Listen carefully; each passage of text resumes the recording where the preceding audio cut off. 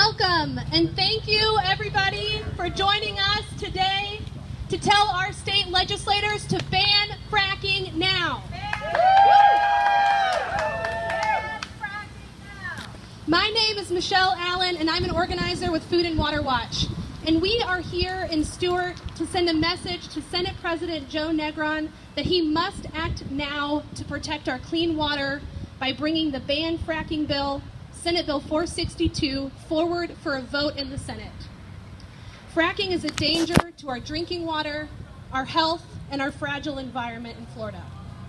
After an oil well was fracked in Southwest Florida a few years ago, Floridians across the state jumped into action to ensure their communities were protected from the dangers of fracking. And now to date, 90 communities across the state have passed local fracking bans and resolutions opposing fracking, including right here in Martin County and also just north of us in St. Lucie County. Now it is time for the state legislature to follow suit and pass a statewide fracking ban. For the second year in a row, we have bipartisan-backed bills in the House and Senate to ban fracking statewide. And the Senate fracking ban bill has passed through 2 of its 3 committees with unanimous support. And now Senator Rob Bradley is blocking the bill from getting a hearing in its final committee. So it is up to Senate President Negron to ensure the bill passes in the Senate. So let's make sure Senate President Negron can hear us loud and clear. So everyone repeat after me. Ban fracking now. Ban fracking now. Ban fracking now. Ban fracking now. Ban fracking now. Ban fracking now. Ban fracking now. Awesome. Thank you. So our first speaker today is Ruth Holmes. She is an attorney for Martin County, and she is here to speak on behalf of the county. First, to welcome her up, I want to give a huge round of applause to Martin County for passing a countywide ban on fracking, protecting its residents.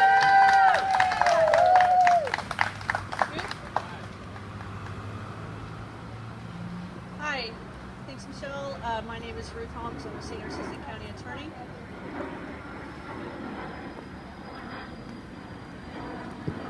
Hello?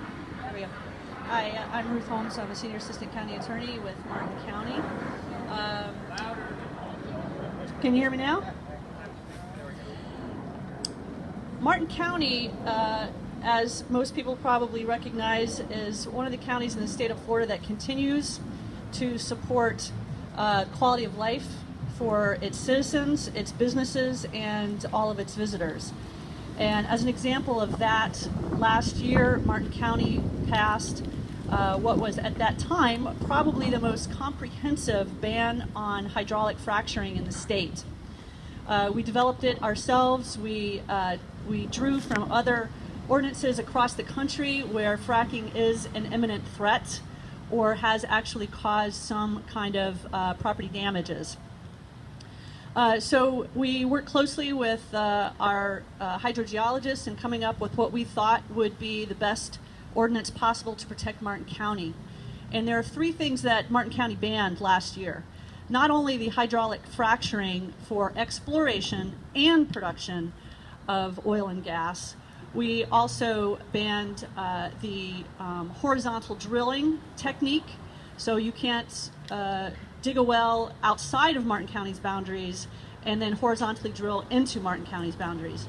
And we also realized that because of the geologic formation in Martin County, it's not likely that this type of technique is going to be used for oil production in our lifetime.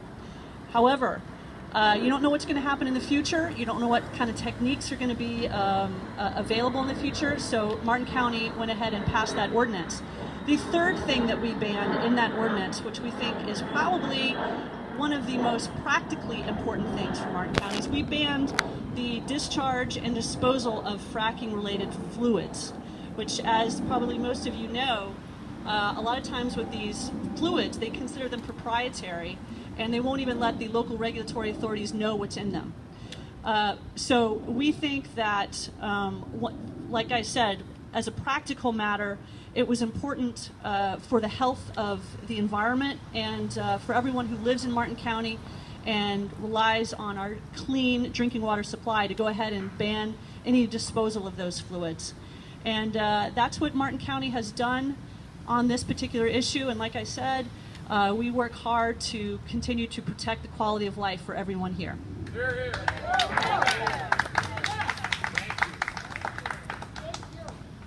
Yes, thank you, Ruth, and thank you, Martin County, for protecting your citizens against the dangers of fracking. All right, so our next speaker is Rob Levy. Dr. Levy is a 35-year resident of the Treasure Coast. He established his medical practice on the Treasure Coast in 1983 and has a keen understanding of the medical needs of his community. As a volunteer physician at the Martin County Volunteers in Medicine Clinic for the past 18 years, Dr. Levy dedicates his time to assisting those individuals and families who have fallen through the cracks of our medical system. He is also a member of FL5, a Federal Disaster Medical Assistance Team. And Dr. Levy was sent to Long Beach, New York after the town was hit hard by Hurricane Sandy. And most recently, Dr. Levy was sent to Puerto Rico to provide relief to those injured by Hurricane Maria. Dr. Levy? Wow, that was very nice. Thank you. Well, as it was mentioned, I'm a 35-year resident of the Treasure Coast. I've lived on the river for 31 years. I just can't believe we're even having to have a meeting or a discussion or a rally about fracking. I mean, I believe our rivers are under enough pressure with algae blooms, freshwater discharges. In addition to everything else, what we have to add insult to injury is to even think about fracking and the benzenes and the carcinogens that are added to the waterways after these procedures are done, and the injuries and deaths can occur for our precious children. Thank you very much.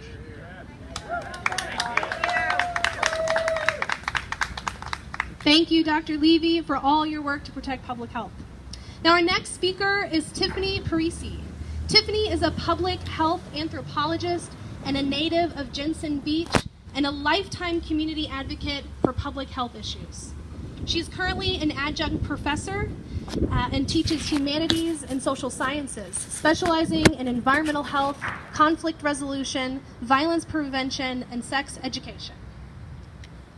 She is a public health educator with Florida Young Advocates and is trained and certified in medical health first aid. Tiffany has also volunteered more than 750 hours at the Florida Oceanographic Coastal Center in Stuart. Tiffany? Yeah, I grew up on the river, and that's what it comes down to. I was snorkeling at Bathtub Beach, I was fishing in the river, and, you know, just like Dr. Levy said, why are we having this conversation at this point? We shouldn't have to have this conversation any longer. What it comes down to is that fracking is a public health risk, period. It puts people at risk for respiratory problems, it puts our children at risk, it puts pregnancies at risk. Pregnancies result in birth defects when they've been exposed to areas where fracking takes place. We need to stop the conversation. It needs to be banned in the state, and we need the state legislature to reflect the opinions of voters. We need voters to go out there and to speak to their representatives to ensure that we are represented at the state level.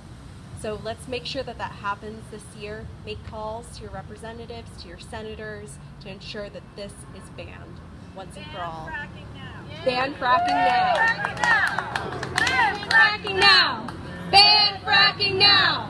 Ban fracking now. Ban fracking now.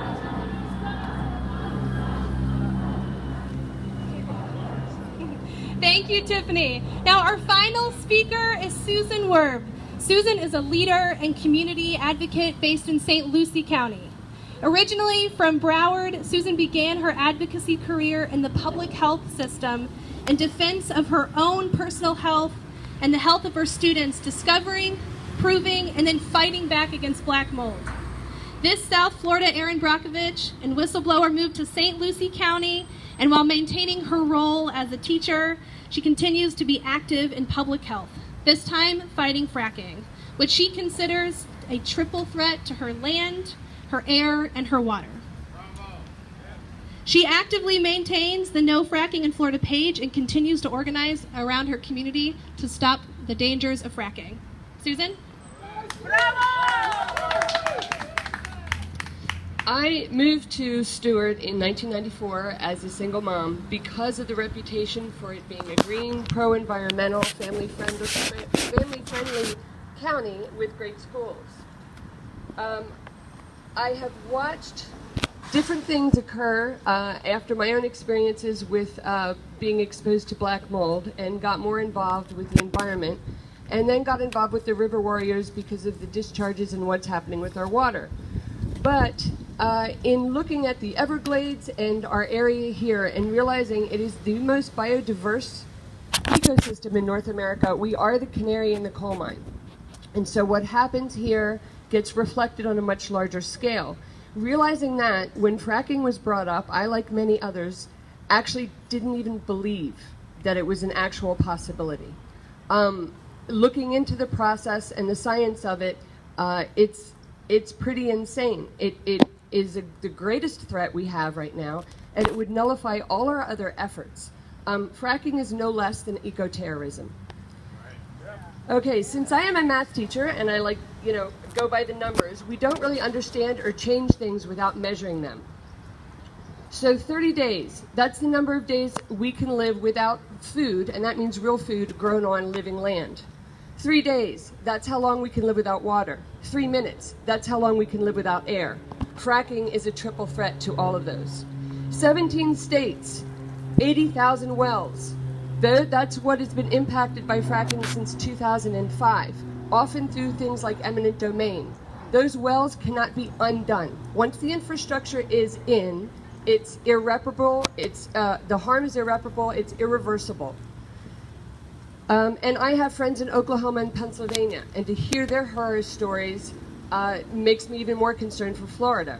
280 billion gallons, that's the amount of toxic waste that fracking is responsible for since 2012. 250 billion gallons, that's the amount of water that fracking has used since 2005. 2 billion gallons, that's the amount of chemicals used since 2005. 450,000 tons, that's the amount of air pollution per year, including methane and other global warming gases that fracking leaks. 360,000, that's the amount of acres directly damaged by fracking already. 400 times, that's the number of wastewater contaminations in groundwater in just one state for fracking. 7 million, that's the number of people threatened by frackquakes. 109, that's the number of earthquakes in Oklahoma. 2 years later, 900. Just 2 years, that's the number of frackquakes in Oklahoma. 40 million, that's the number of gallons, just 1 gallon of fracking chemicals can contaminate or pollute irreversibly. And finally, 5th grade. That's the science level that you have to realize what putting alkaline and acid things together and the little volcano that gets produced. We have a limestone shale foundation. So there's thousands of acres of crystal springs and underground rivers that are at risk, many, many miles, our entire state. Sinkholes are at risk. So 90, that's the number of counties and cities that have already expressed strong opinion and passed ordinances or resolutions to ban fracking. 80%, that's the amount of energy we could already be getting by renewables. And I don't know about you, but when we talk about making America great again, it's embarrassing to me that other cities and countries around the world are far beyond us in using solar, hydro, tidal, water, biofuel, biomass, and other clean renewable sources. So we cannot trust this industry. They hide their chemical information, they got themselves exempt from the Clean Water and Air Act, and obviously the politicians are playing polytricks, using the special interests to muffle our voice. Senator Nagon, we plead with you. You have the power to bring this up in committee, and you have the power to get this banned and to follow our wishes. Thank you. Fracking now! Ban fracking now! Ban fracking now! Ban fracking now! Thank you, Susan, for all that you do to protect your community. And thank you, everybody, for being here today and sending a message to Senate President Joe Negron that we are counting on him to do the right thing to protect our clean water, our clean air, and our communities by bringing the fracking ban bill forward in the Senate today. Thank you.